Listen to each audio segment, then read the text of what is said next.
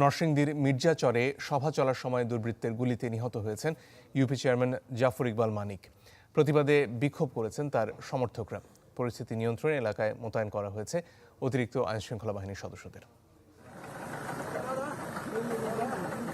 শনিবার বিকেলে নরসিংদীর রায়পুরায় শান্তিপুর সরকারি প্রাথমিক বিদ্যালয়ের মাঠে নদী ভাঙন নিয়ে চলছিল একটি সভা। এতে যোগ দেন মির্জাচর ইউনিয়ন পরিষদের চেয়ারম্যান জাফর ইকবাল মানিক। এক পর্যায়ে সবার সামনেই তাকে লক্ষ্য করে গুলি চালায় ৩ দুর্বৃত্ত।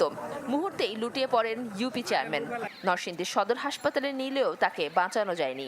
মিটিং না কিসের কারণে সে ওইখান থেকে আসার সাথে কিছু লোক আইসা অ্যাটাক করে সরাসরি থেকে গুলি করতে নেই।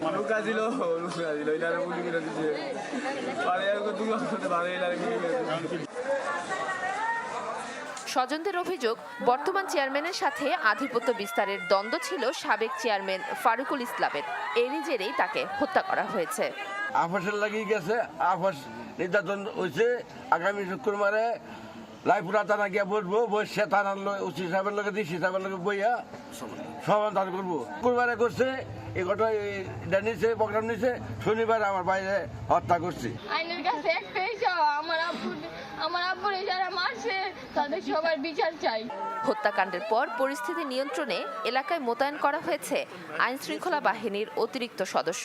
পুলিশ জানিয়েছে জড়িতদের দ্রুত শনাক্ত করে আইনের আওতায় আনা হবে। অতিরিক্ত পুলিশ ফোর্স মোতায়েন করছে, সব দিয়ে হাঁটতেছি, কে আসামি কে কি বুঝতেই হতো। পুলিশ আছে, ডেড বডি নরসিংদী না কোথায় নিয়ে গেছে তোমার। এদিকে নিহত জাফর ইকবাল মানিকের সমর্থকরা বিক্ষোভ করেছেন মির্জাচরে। Desk report, channel 24।